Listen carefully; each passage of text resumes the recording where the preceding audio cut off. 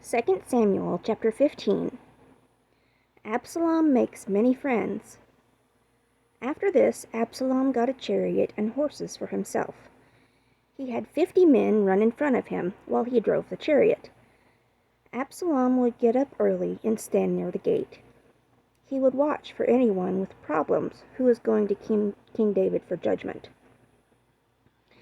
Then Absalom would talk to them and say, "What city are you from?" They would say they were from such and such tribe in Israel.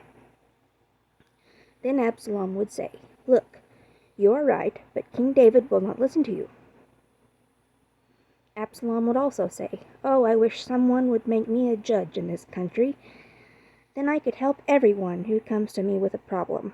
I would help them get a fair solution to their problem."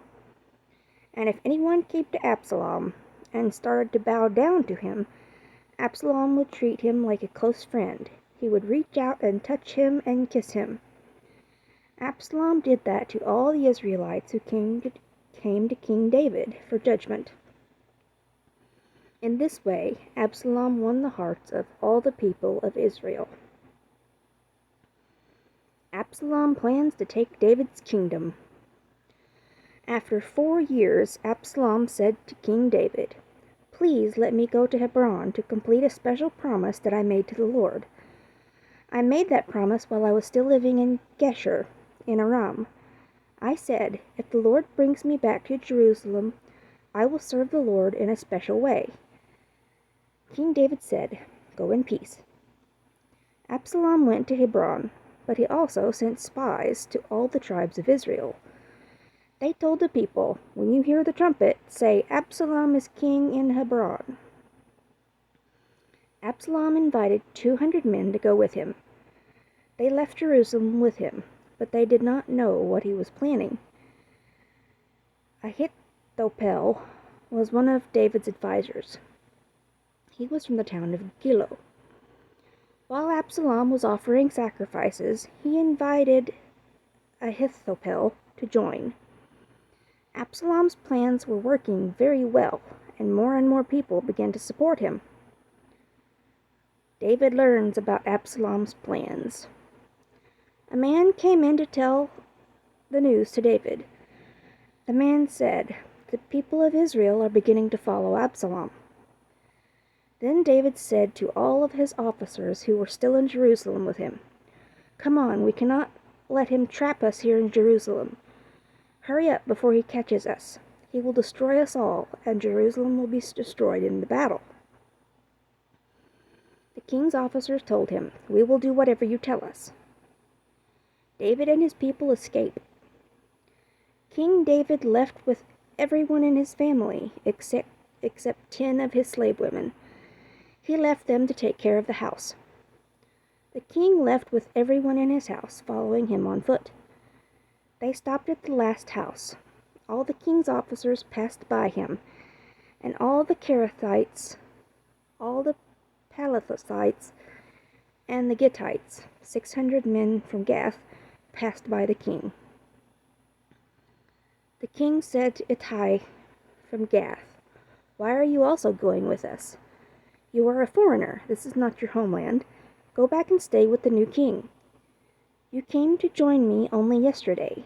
You don't need to wander from place to place with me. Take your brothers and go back. Go with my faithful, loving kindness."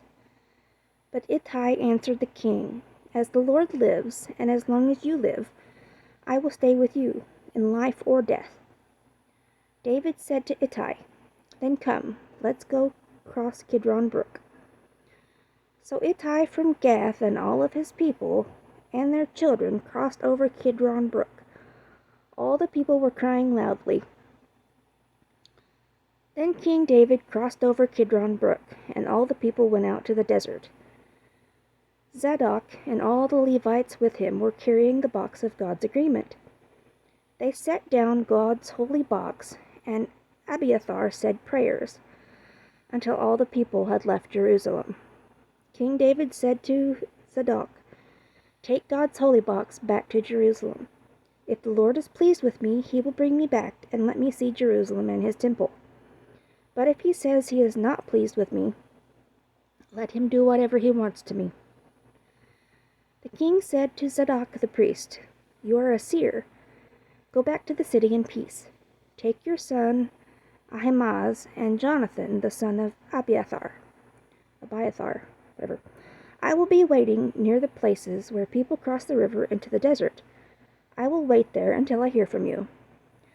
So Zadok and Abiathar took God's holy box back to Jerusalem and stayed there. David's prayer against Ahithophel. David walked up the path to the Mount of Olives. He was crying, his head was covered, and he went without sandals on his feet. All the people with David also covered their heads and were crying as they walked with him. Someone told David, "Ahithophel is one who joined in Absalom's plot against you." Then David prayed, "Lord, I ask you to make Ahithophel give only foolish advice." When David got to the top of the mountain, he bowed down to worship God. Then David noticed Hushai the Archite. Hushai's coat was torn, and there was dust on his head. David said to Hushai, "If you go with me, you will be just one more person to care for.